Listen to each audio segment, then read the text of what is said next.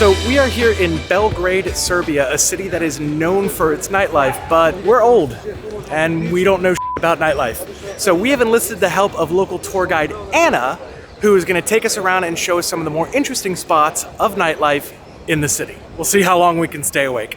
That is Anna. Told her we'd be the giant white guy and the tiny Asian with a camera wandering around the square, so I'm sure she'll find us, theoretically. What's always surprising for me is that Belgrade is incredibly well lit at night. Like, you feel very safe walking around because there's a lot of street lights, there's always a lot of people, there's always a lot of traffic going on. She's also very beautiful, all lit up like this. We have found ourselves at our first destination, which is Quinta, which is a wine bar which has excellent live piano music playing and dogs for cat. But we are having wine first, and I'm not entirely sure what the other two ladies got, but I got a Pinot Noir that is, I'm gonna go with resplendent. It's delicious. How we say in Serbian, živeli. Živeli. And Živeli. you have to watch to the eyes. Yeah. Yes. They get really mad if you But there's don't multiple, look. who do you watch? I always do like this.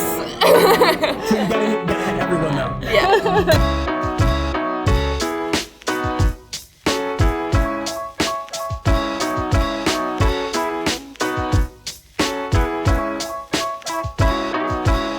So this is Mina. She's a friend of Anna's, and when one is going out for nightlife, the more the merrier. Exactly.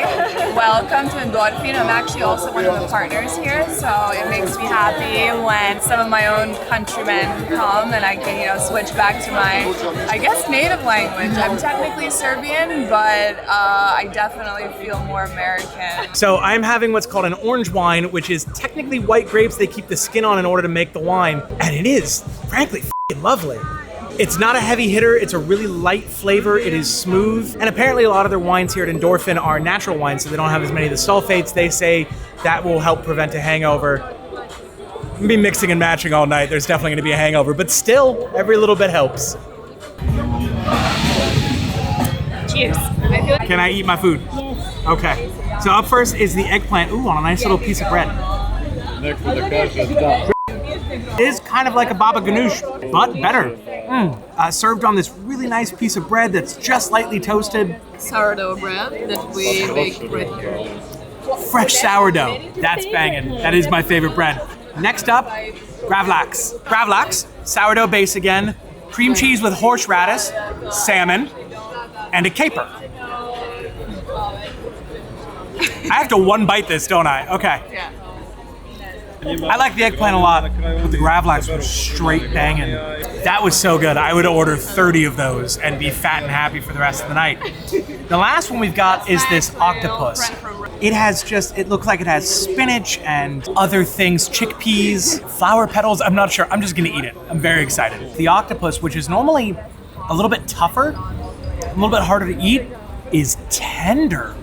It almost kind of melted away like a medium rare steak. Because it's sous vide. It is sous vide cooked octopus, and that makes it just perfect. Off of 3 dishes and their wine selection, Endorphin, Serbia. Come check it out. It's worth it.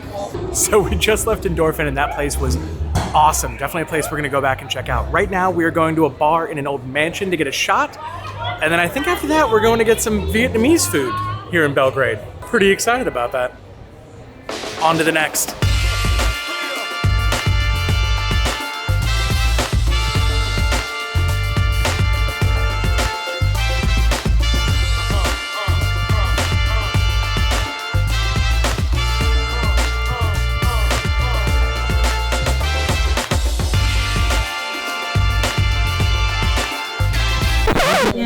What's actually amusing me right now, speaking of that, is geopolitics. Because there's a Russian and an American sitting across the table with Vietnam in the middle. Yeah.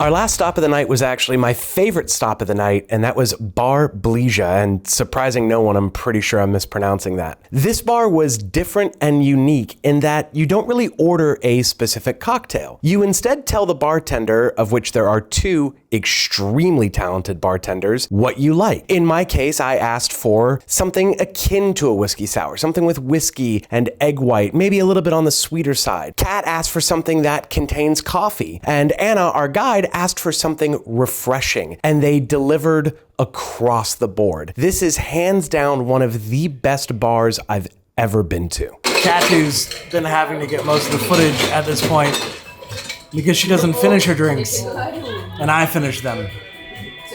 And I'm hammered. I believe this is an espresso martini, Japanese style.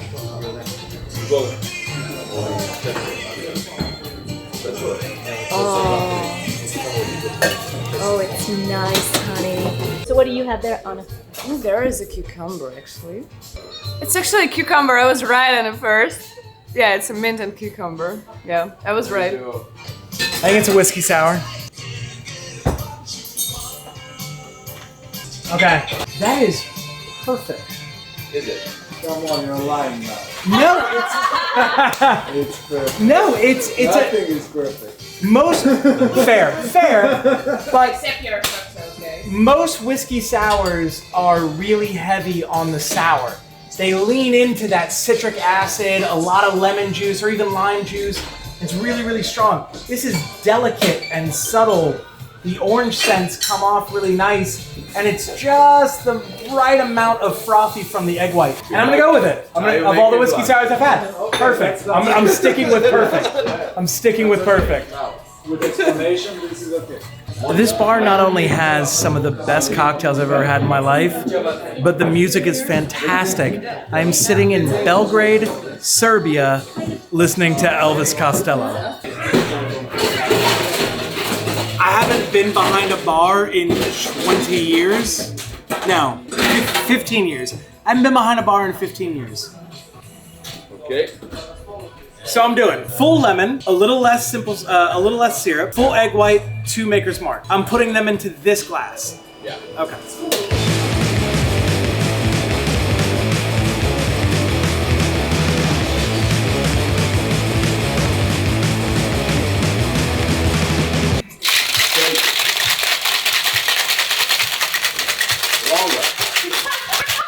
Longer and faster. Question, yeah? You let me know when I'm done. So, you stop there. Whoa, that's a lot. Tangy.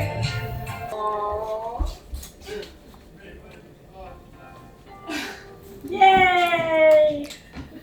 It's not bad. It's pretty good. Does he have a job, Frankie? Yeah. Yeah? Yeah. As a butcher. I could throw this car. Do you like it? I do actually. It's very cozy. It's like being back in the womb. It's so small. One moment.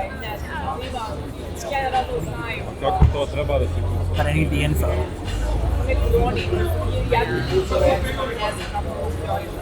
Ooh, it smells good. Then that's a mistake.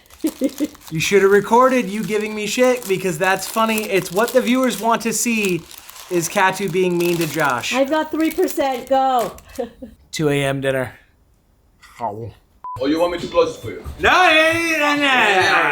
Okay. Fjaka is a word, Croatian word, which doesn't have a translation. It's just a state of mind when you don't give a f about anything.